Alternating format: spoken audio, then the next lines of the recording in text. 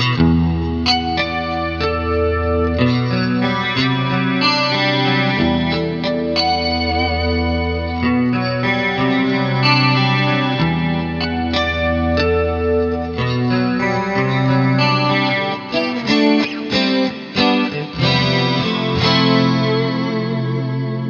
guys, welcome back to my YouTube channel. This is FAQ number 6.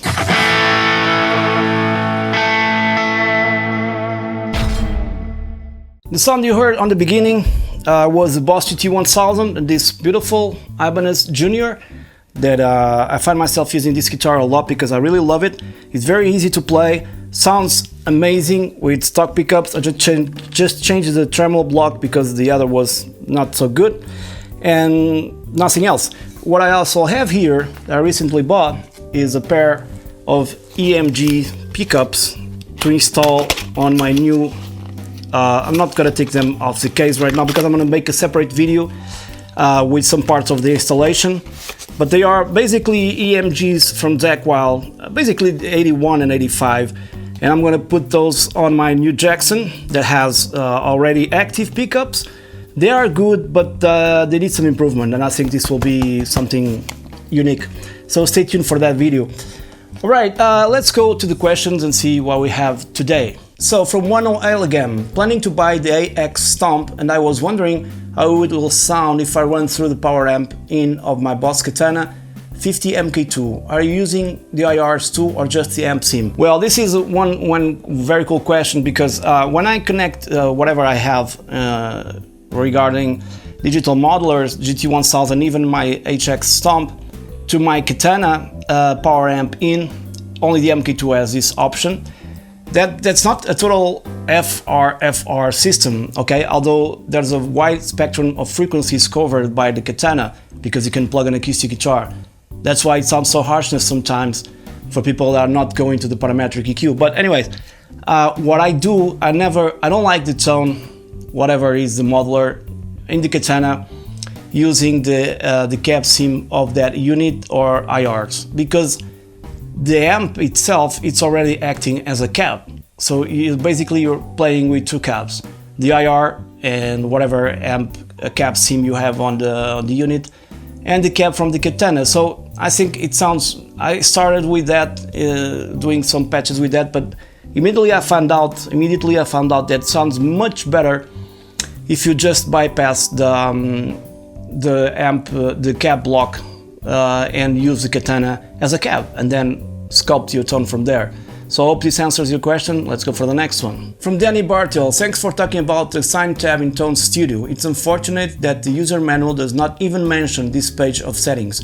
Would be great if you covered it in more detail sometime. Thanks for your question. Yeah, it's one of those things that nobody talks a lot because it's confusing as hell. I mean, once you get used to it, you understand what that does, but it's a little bit scary to look at so many parameters and then you don't know exactly what to do with them. But I'll try to make a video on that soon, so you guys can see how that works, because once you get a hold of it, you start dialing your things in, and it's not that difficult. So stay tuned, and thanks for your question. From Mapin Alma, hi, I have wondered if there's some way to adjust volume levels of different patches. Some patches seem to come out louder from the amp than the others. Adjusting just the volume knob for each patch doesn't seem to have a significant effect in making patches equally loud. This feature, as a rule, when playing live, changing the channel makes you playing too loud. Yeah, there's a way, and I already wrote an article about that on my website. It's there under bots and under free stuff articles. It's an old article, but the principle is the same and applies to any Boss Katana amp. Basically, what I do to level patches, I don't use the volume or the master.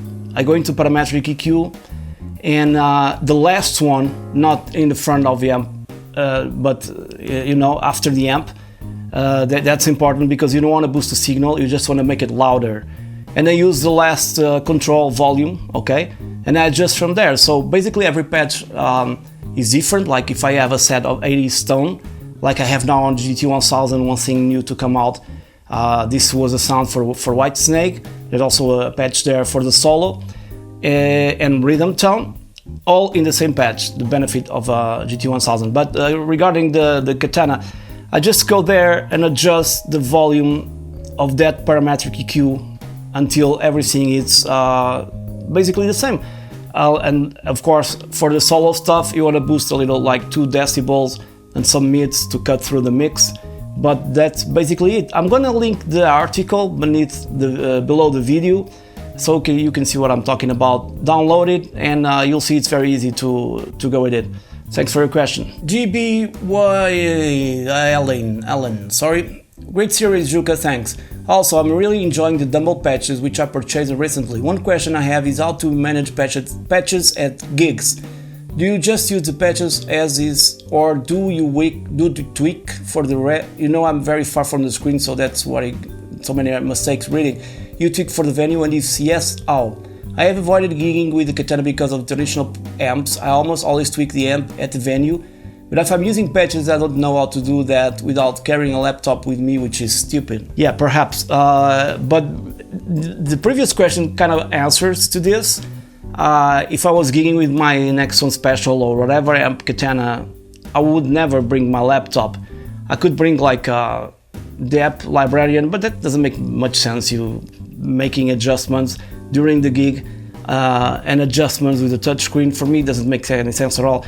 I'm one very simple guy when it comes to gigging, just an amp and you know, and a guitar and one pedal or two. It's already too much. I want to concentrate on my play, not on the rest of stuff. But yeah, so basically what you do here, you have to prepare your patches before the gig and see if everything is at the same volume during rehearsals.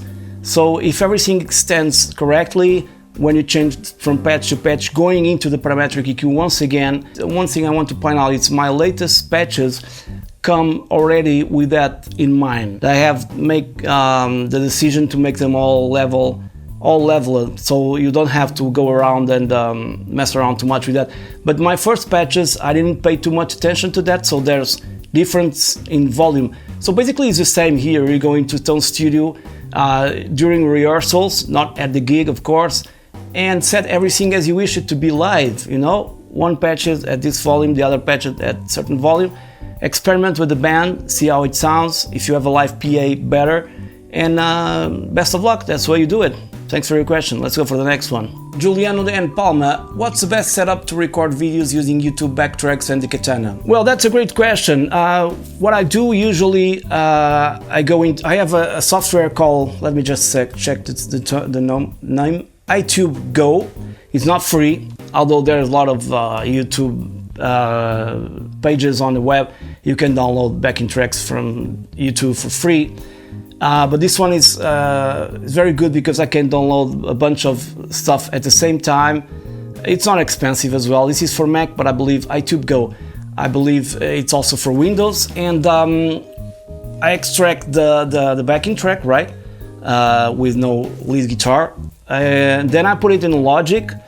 I connect my Boss Katana via my microphone, or the GT1000 in my case, via 2 line outs into my Apollo interface, and then just record and click.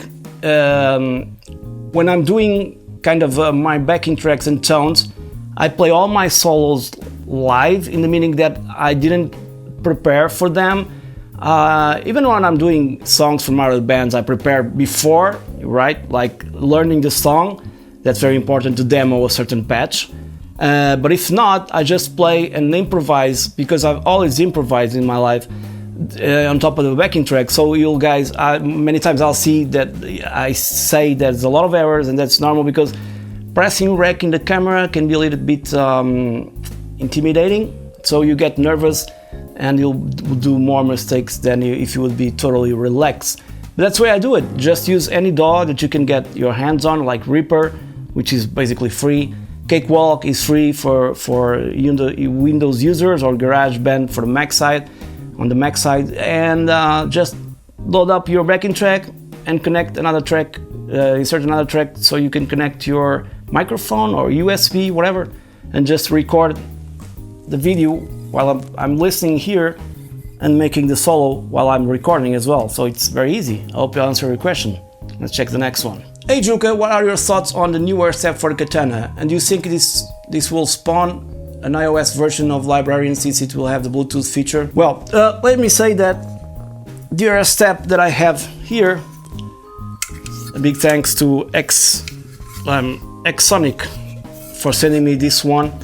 This is a phenomenal unit, especially if you don't have access to a GAFC foot switch and you have a Boss Katana 50. I'm gonna make a different video just on this unit, a review and a demo with all the features that this can do, because this is Bluetooth, meaning that it can control anything that has Bluetooth, like your phone, your computer, your DAW.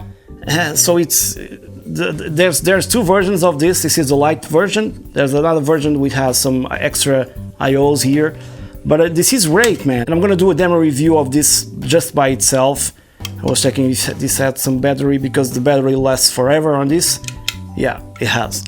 And you can control all your channels, but you also can control individual functions like the type of boost, the type of delay, or even the tempo of the delay, stuff like that. So it's a very powerful unit, and it's cheaper than the GFC. So I highly recommend you to get one of these. It's really great. The support is fantastic, and stay tuned for the video. But regarding an iOS app, this is the beauty of it. You just download the Boss Katana Air for the Katana Air, if I'm not mistaken, and you'll control all the parameters that you would be controlling on the Katana Air on your Katana MK1 or MK2. So basically, yeah, once this is connected to your amp, you have an iOS app. Although it was not meant for the Katana MK2 or MK1, it will work as such. So I hope you answer your question. That's the iOS version, at least for now, and it works perfectly.